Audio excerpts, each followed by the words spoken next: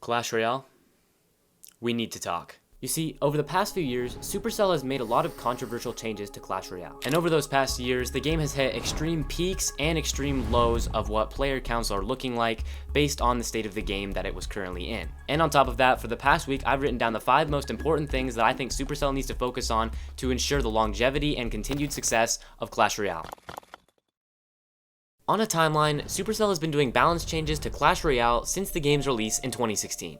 And at least back in 2016, the balance changes were actually very good and had the game very balanced. However, as time has passed, the balance changes that Supercell is making to the game haven't necessarily been considered good. Matter of fact, if I had to look at the balance changes that they have done in the recent years, I would actually say that they make the game more unbalanced, if anything. The Clash Royale community is well aware of this problem and complain about it on the daily. On the Clash Royale subreddit, you will see people complain about literally every single card, however, some are very justified. For example, cards like the Firecracker definitely still need a nerf.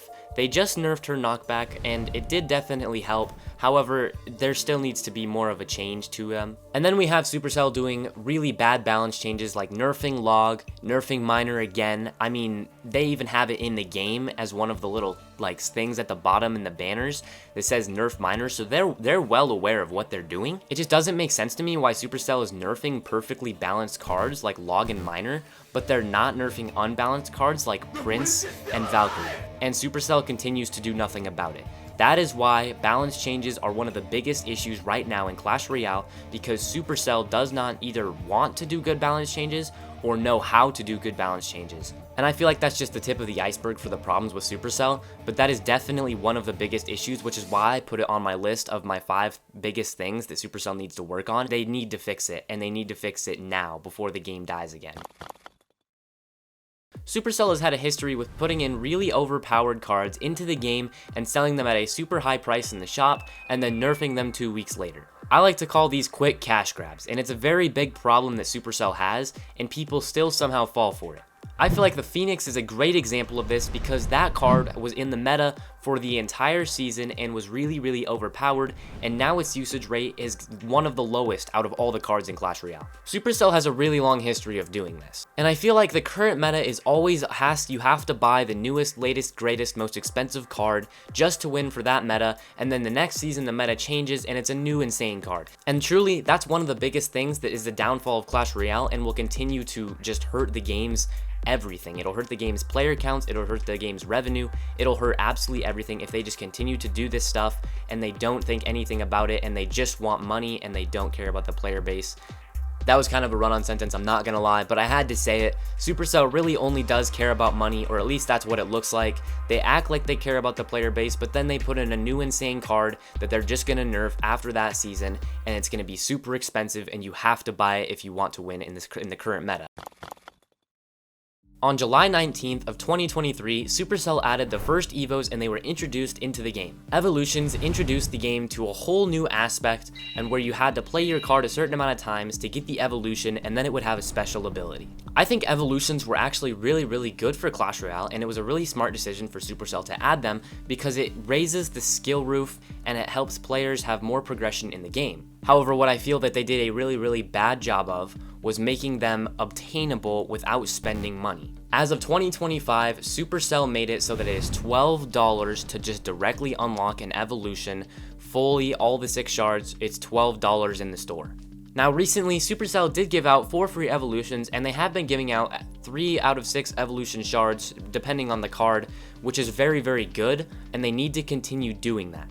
The only other way that you were able to get evolution shards in the past was through the season shop, which I will be going over later in the video, but you still have to wait about 3 months to even get 1 free evolution of your choice, and I feel like Supercell could definitely make that a lot more accessible for free-to-play players. Now, I'm not saying in one season they should be able to unlock 10 evolutions, but I am saying that they should be able to probably unlock 1 evolution of their choice per season if they grind the Pass Royale to the max. Getting your Pass Royale to level 90 is already a grind and a half, and only getting 2 wild shards out of that is not worth the playtime. Evolutions were a great addition to the game, but they are just not accessible enough for people who don't want to spend money. If Supercell wants to keep Clash Royale alive and popping with players, they're gonna need to make it so that evolutions are more obtainable for free-to-play players. Supercell needs to keep the game fresh and unique for new players and returning players so that people don't want to quit the game. But if I'm gonna be honest, I don't think that in the current state that Clash Royale is in, Supercell is doing a very good job of that. And making it so that free-to-play players could get EVOs a little bit easier would definitely help majorly. On March 31st of 2025, Supercell released an update to Clash Royale that ended up removing chests and the season shop. This was a big punch in the gut for the free-to-play community, as that was their main way of getting their cards leveled up and able to get their EVOs also. The season shop included one wild evolution shard, one random book of cards that you were able to unlock with the season tokens, banners, occasionally emotes, coins, wildcards, and cards that were boosted for that season, you were also able to upgrade for free. In order to get the seasonal tokens, you had to play the drafts and the seasonal events that changed weekly. However, no one asked for the season shop removal and the addition of lucky boxes, and I feel that that was one of the biggest things that hurt the game.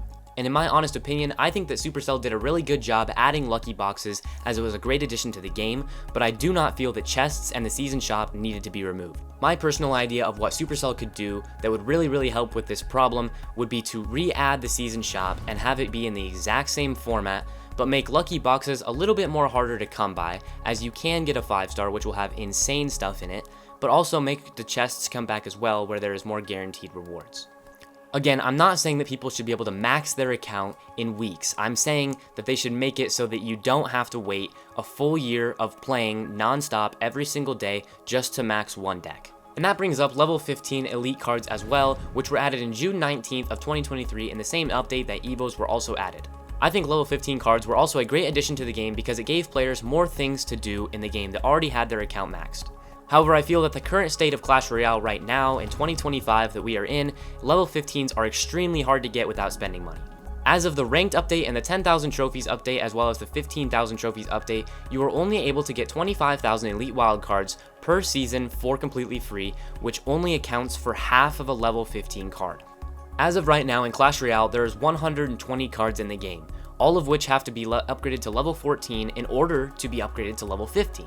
Supercell should make it so that between ranked and the seasonal trophy arenas that you should be able to get 50,000 wildcards at the bare minimum, if not probably 100,000 per season. And this brings me into my final suggestion for Clash Royale, which is the ranked update that requires you to get to 15,000 trophies before unlocking ranked. I think that ranked should be much more accessible than this, because 15,000 trophies means you have to get to 10,000 first, which means you have to basically have an almost max deck, if not a max deck, to actually get there at first. Basically, the only people who can play ranked are the ones who spent money upgrading their deck or have played for all the 9 years and upgraded their deck along all of those years without spending money, and then are now just grinding to 15,000 trophies. They need to make it so that ranked is maybe unlockable at 7,000 trophies or 8,000 trophies or even 9,000 trophies, maybe at the worst 10,000 trophies. Because grinding to 15,000 trophies every single season if you don't reach Master 3 currently in the ranked mode is not very plausible for most players. It's not very doable for most of them. Ranked has a lot of rewards, more elite wildcards than even going up to all the way to 15,000 trophies, and I feel like the way that Supercell has it set up currently, most people are being gate-kept from that, which is definitely a big problem for the free-to-play community. The free-to-play community is one of the biggest communities in Clash Royale because a lot of people don't want to spend money, and if they are gaining a lot of rewards playing free-to-play, they are more likely to spend money.